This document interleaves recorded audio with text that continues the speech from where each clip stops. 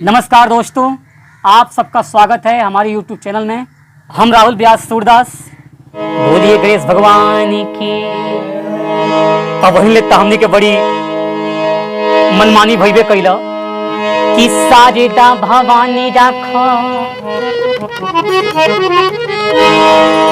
आज सभा बीच पानी।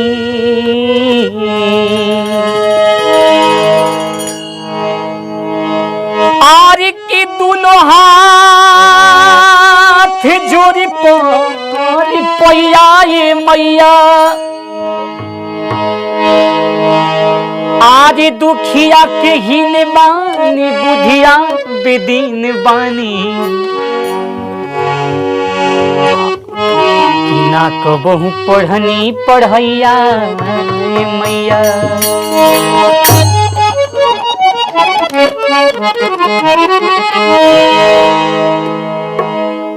आई सबसे पहले कोनो भी कार्य शुभ कैला से पहले सबसे पहले हमनी के गणेश जी के बुलावल जला। बोलिए गणेश भगवान की। आरे बंदना राउर आरे बंदना राउर बंदना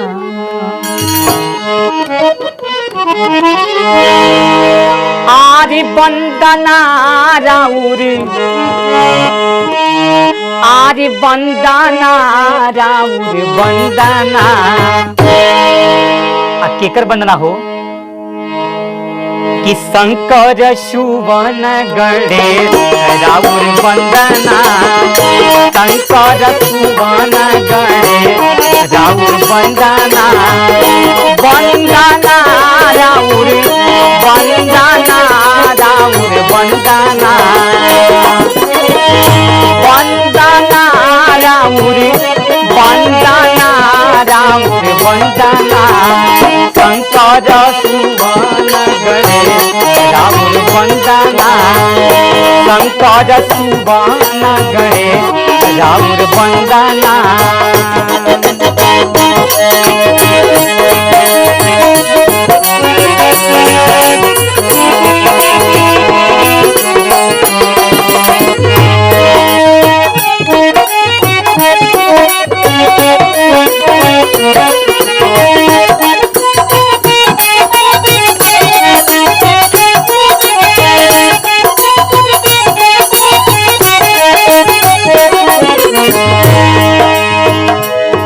देखिए, एक समय की बात है भैया, जब भगवान शंकर अपने गणेश के जब मूड़ी जब काट दिलन, उस समय की बात है भैया, पार्वती जी लगली कहे कि तू काहे ऐसा फरक कैला। हमारी सुनाने लड़का ऐसा तक ना करे के चाहिए। बड़ी अच्छा से फलना शंकर जी, लेकिन आगे का होला भैया। शिव जी के पुत्र पार्वती के दुलरुआ।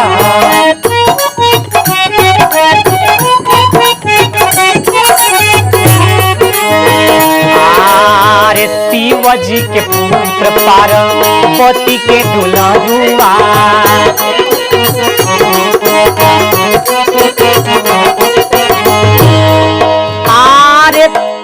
आरे बंदना राउर बंदना राउर बंदना।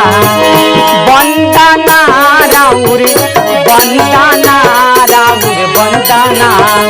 पूजेला भारत देश राउर बंदना। पूजेला भारत देश राउर बंदना।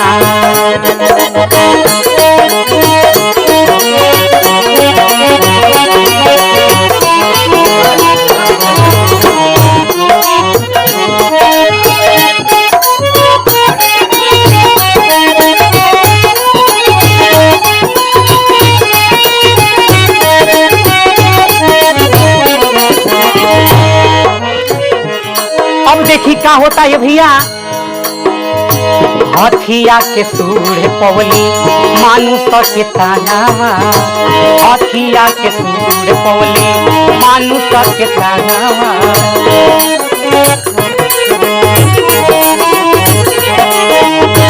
हथिया के सूर पवली मानुष के तनावा सबसे पहिले राउर हो खेला पूजनावा आरे वंदना राउर रे आरे वंदना सगम प रि गम प धम प ध म प ध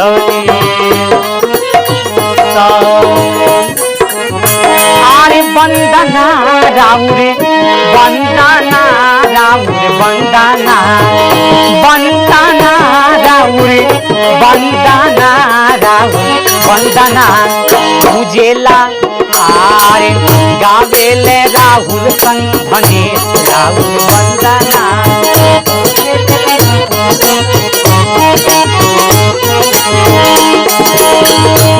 आरे पान चढ़े फूल चढ़े। आप लोगों के लिए बहुत मेहनत से गाना सुन सुन के तैयार करते हैं। कृपया चैनल पे नए हैं तो लाइक और सब्सक्राइब जरूर करें, जिससे हमारा भी मनोबल बढ़े और आप सबको मनोरंजन कराते रहें।